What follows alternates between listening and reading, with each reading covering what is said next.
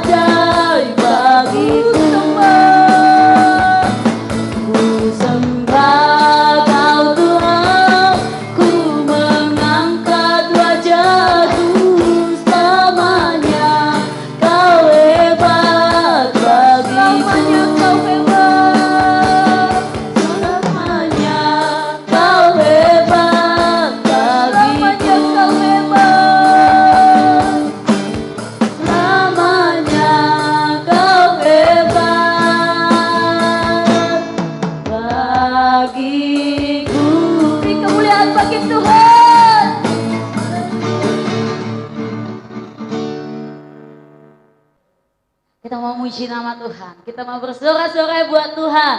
Mari teman-temanku yang ada di sana, gerakan tubuhmu, persembahkan tubuhmu untuk Tuhan. Karena hidupmu berharga di hadapan Tuhan. Katakan, ku diberi kuasa untuk memuji nama Tuhan. Haleluya.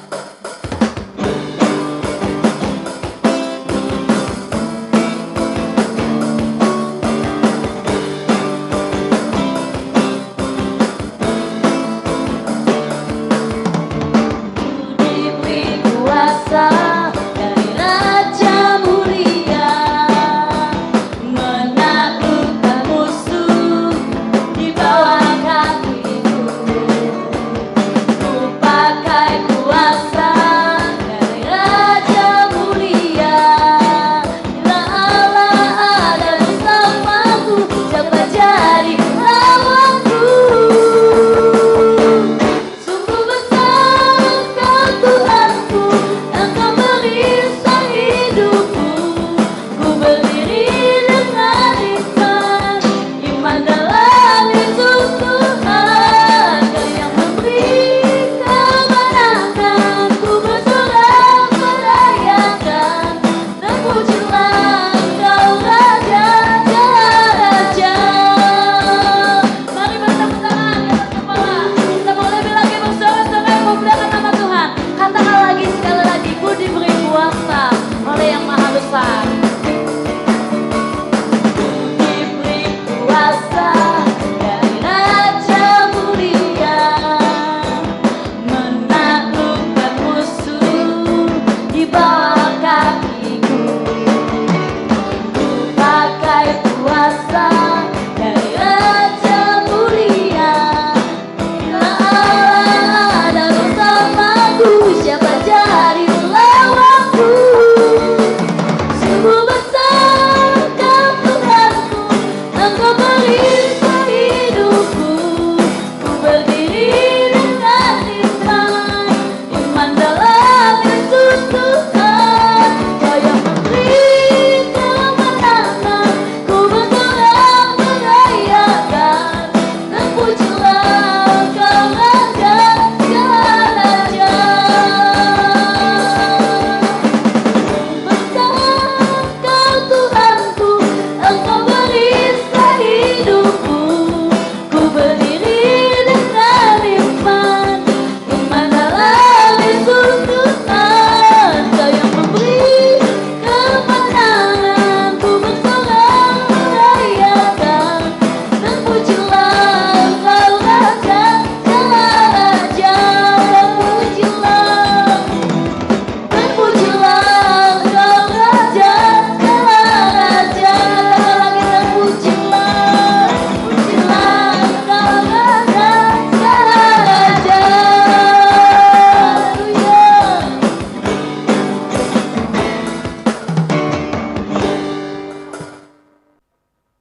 Kita mau lebih lagi memuliakan nama Tuhan. Kita mau bersorak-sorai lebih lagi. Karena kita tahu bahwa sungguh bangganya kita punya Bapa yang luar biasa. Mari kita memuji nama Tuhan. Sungguh ku bangga Bapa punya Allah seperti Engkau.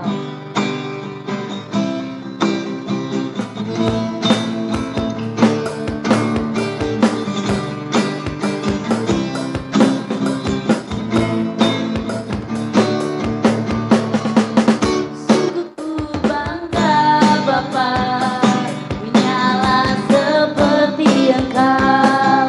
Sungguh ku bangga Yesus atas pengorbananmu.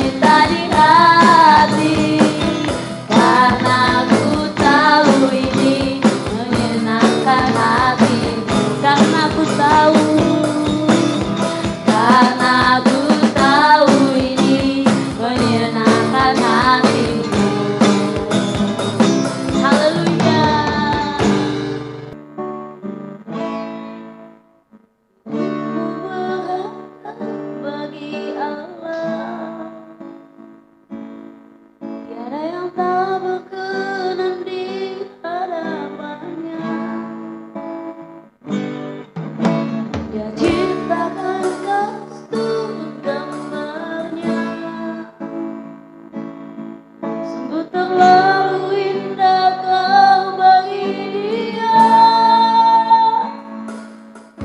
Dia berikan kasih-Nya bagi kita.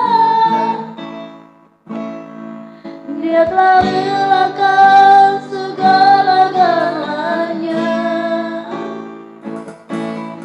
Dia disalib untuk tebus dosa kita. Karena hidupmu sangatlah berharga. Bulu yang terkulai takkan dipatahkannya. Dia akan jadikan indah, sungguh lebih berharga. Sumbu yang telah pudar takkan dipatahkannya. Dia akan jadikan terang untuk kemuliaan-Nya.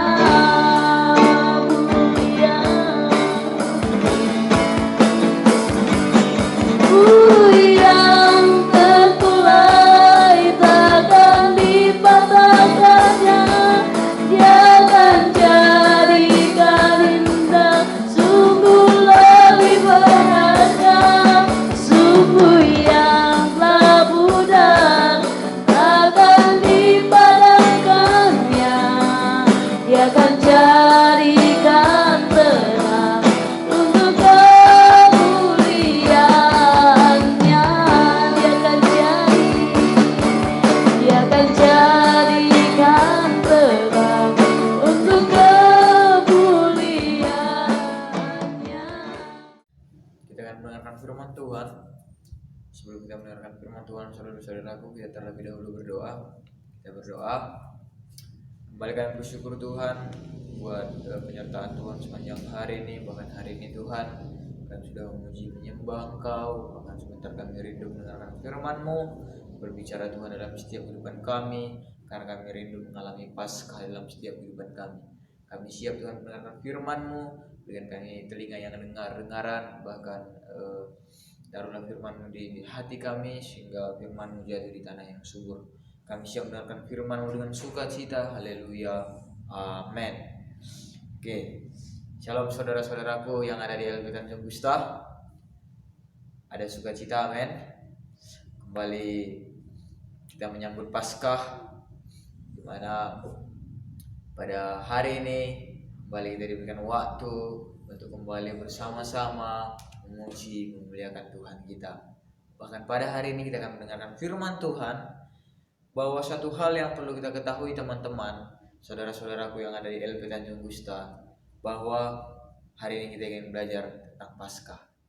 Oke? Nah, saudara-saudaraku yang ada di LP Tanjung Gusta, mungkin dalam kehidupan kita sudah sering mendengar namanya Paskah. Haleluya. Nah, tapi kita ingin belajar apa makna Paskah dalam setiap kehidupan kita. Apa makna Paskah bagi kehidupan saya? Apa makna Paskah bagi saudara-saudaraku yang ada di LP Tanjung Gusta? Nah, jadi jika kita ingin kembali berbicara dengan Paskah, mungkin kita akan berpikir bahwa Paskah itu adalah tentang penyaliban Yesus Kristus, bahwa Yesus mati di kayu salib untuk menanggung dosa kita. Kita akan berprinsip seperti itu, tapi kita akan belajar lebih lagi dengan kebenaran firman Tuhan tentang Paskah, saudaraku, supaya benar kita memiliki pengertian yang benar akan Paskah. Nah, saudara-saudaraku yang kekasih, bahwa Paskah bukanlah sebuah sejarah. Nah, Paskah sekali lagi bukanlah sebuah sejarah. Nah, jadi makna Paskah dalam setiap kehidupan kita haruslah benar. Nah, sesungguhnya jika kita mengatakan diri kita orang percaya, bahwa kita mengalami satu hal yang namanya Paskah, mengalami kematian bersama-sama dengan Yesus, lalu bangkit bersama-sama dengan Yesus, maka yang harus kita lakukan dalam kehidupan kita mengerti makna Paskah yang benar dalam kehidupan kita. Nah, saudara-saudara harus tahu bahwa Paskah berbicara tentang kematian Yesus Kristus itu tertuju kepada saya dan kepada saudara. Nah, pernahkah saudara berpikir bahwa kematian Yesus Kristus itu adalah sebuah fakta? Atau saudara hanya menganggap itu sebuah sejarah? Maka ketika di hari Paskah saudara akan mengatakan, ya hari ini hari Paskah, tapi dalam kehidupan sehari-hari saudara tidak merasakan Paskah itu. Jadi pada hari ini kita rindu kebenaran firman Tuhan, memberikan kita satu pengertian yang benar dalam setiap kehidupan kita tentang pengorbanan Yesus Kristus. Saudara-saudaraku harus ketahui bahwa saudara harus menanamkan dalam kehidupan saudara bahwa Yesus benar-benar mati di kayu salib. Saudara harus percaya bahwa Yesus mati untuk menebus saya dan saudara. Jadi Yesus mati di kayu salib bukan secara kebetulan. Saudara harus ketahui bahwa Yesus mati di kayu salib sesuatu rencana yang direncanakan oleh Allah untuk menggenapi firman Allah. Sekali lagi saya katakan kepada saudara-saudara, kematian Yesus di kayu salib bukanlah secara kebetulan. Kematian Yesus di kayu salib bersifat fakta. Mungkin kita tidak melihat. Kita tidak melihat Yesus disalib. Kita tidak melihat Yesus dicambuk. Kita tidak melihat Yesus dipaku. Tapi satu hal yang kita ketahui adalah bahwa Yesus mengasihi saya dan saudara dengan cara merelakan dirinya di kayu salib. Kita ingin belajar dari satu kebenaran firman Tuhan. Kita buka Alkitab kita saudara-saudaraku dari Filipi 2 ayatnya yang ke-8. Sekali lagi kita buka Alkitab kita dari Filipi 2 ayatnya yang ke-8. Saya bacakan bagi saudara-saudara.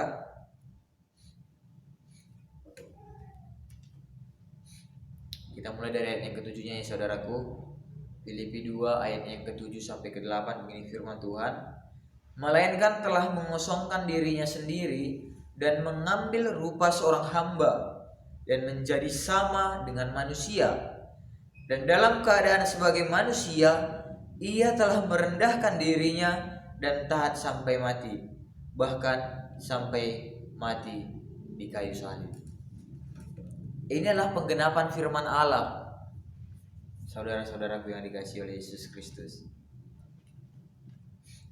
Oleh sebab itu, kita harus ketahui bahwa benar-benarlah Yesus mati bagi saya dan bagi saudara. Karena kenapa? Kita adalah orang-orang yang berdosa. Tapi Allah mengaruniakan Anak yang tunggal itu supaya menggantikan saya dan saudara. Maka jika saudara memiliki pengertian tentang Paskah itu hanyalah sekedar Paskah aja, atau hanya mengulang sejarah saja, tapi saudara harus mengubah prinsip iman saudara. Saudara harus menanamkan dalam kehidupan saudara, berpikir bahwa Yesus mati menggantikanku. Yesus mati untuk menggenapi firman Allah dalam setiap kehidupanku. Nah, saudara-saudara, di Filipi ini jelas dikatakan bahwa melainkan telah mengaruniakan dirinya sendiri dan mengambil rupa seorang hamba. Waduh, luar biasa Tuhan Yesus, saudara-saudaraku. Bagaimana di sini kita belajar bahwa satu hal yang kita pelajari, bahwa kita ketahui bahwa memang benarlah kehidupan kita sangat berharga bagi Allah.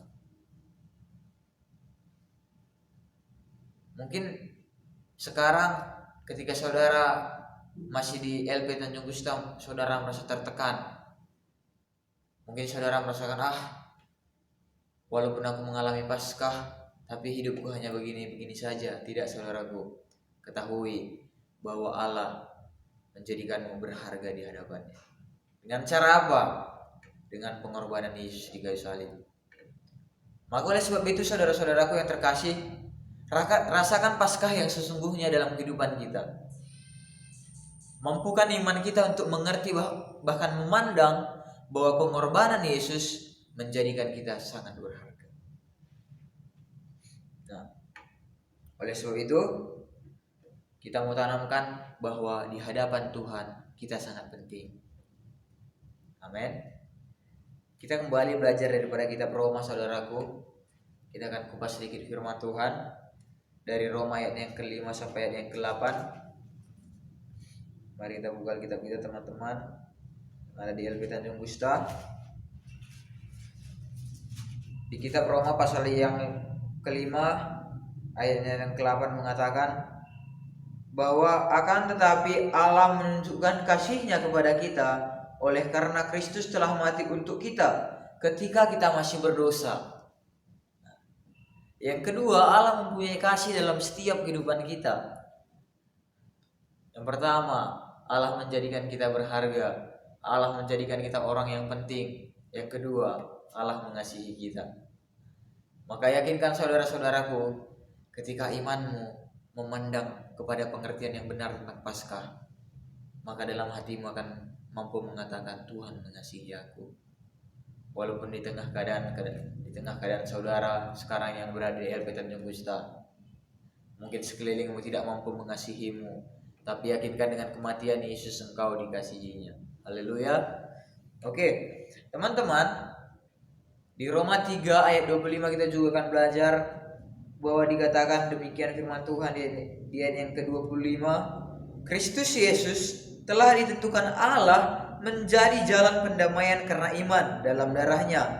Hal ini dibuatnya untuk menunjukkan keadilan-Nya karena Ia telah membiarkan dosa-dosa yang telah terjadi dahulu pada masa kesabarannya. Yang ketiga, Paskah membawa kita kepada pendamaian dengan Allah. Dosa menjadikan kita musuh Allah. Tapi dengan korban Kristus, Yesus ingin berdamai. Kita ingin berdamai dengan Allah, membangun hubungan yang kembali dengan baik dengan Allah dengan cara mengorbankan dirinya di kayu salib. Oleh sebab itu, saudara-saudaraku yang terkasih, saudara harus tahu bahwa dengan kematian Yesus di kayu salib memulihkan kehidupan saya dan kehidupan saudara, membawa saya daripada hidup yang gelap kepada terangnya yang ajaib. Yesus mati di kayu salib tidak membiarkan, bukan hanya untuk memampukan saya dan saudara harus paham bahwa Yesus ingin, kita juga ingin diselamatkan. Yesus tidak ingin kita berada dalam kungkungan dosa, teman-teman. Saudara-saudaraku yang terkasih, Allah ingin kita kembali kepada kehidupan yang kekal. Oleh sebab itu, jadilah pemuda yang memiliki pengertian yang benar akan Paskah, supaya hidup kita sama-sama dipulihkan, supaya hidup kita sama-sama diubahkan. Amin. Jangan pernah merasa minder dengan kehidupan sekarang. Tapi saudara harus tahu, dengan ketiga poin yang saya ucapkan tadi, firman Tuhan jelas katakan, Tuhan menganggap engkau penting, Tuhan menganggap engkau berharga, Tuhan mengasihimu. Bahkan kita ingin berdamai dengan Allah. Dan yang keempat, teman-teman, di poin yang terakhir kita akan belajar bahwa ini yang harus kita perhatikan dalam setiap kehidupan kita. Supaya apa? Supaya kita diselamatkan. Kita ingin belajar daripada kitab Roma pasal yang ke-6 ayatnya yang ke-10 sampai ayat yang ke-13. Saya baca bagi saudara. Sebab kematiannya adalah kematian terhadap dosa, satu kali dan untuk selama-lamanya, dan kehidupannya adalah kehidupan bagi Allah. Demikianlah hendaknya kamu memandangnya, bahwa kamu telah mati bagi dosa, tetapi kamu hidup bagi Allah dalam Kristus Yesus. Sebab itu hendaklah dosa jangan berkuasa lagi di dalam tubuhmu yang fana, supaya kamu jangan lagi menurut keinginannya.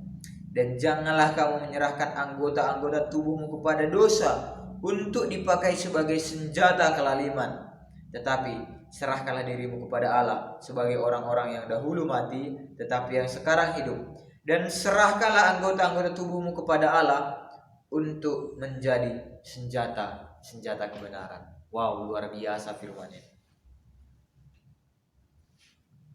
Firman Tuhan jelas katakan di poin yang keempat bahwa hidup kita haruslah hidup dalam kebenaran. Jangan pernah sia-siakan korban Kristus dalam kehidupan saudara. Menganggap sepele dengan kehidupan saudara. Merasa senang, merasa tenang, diperbudak oleh dosa.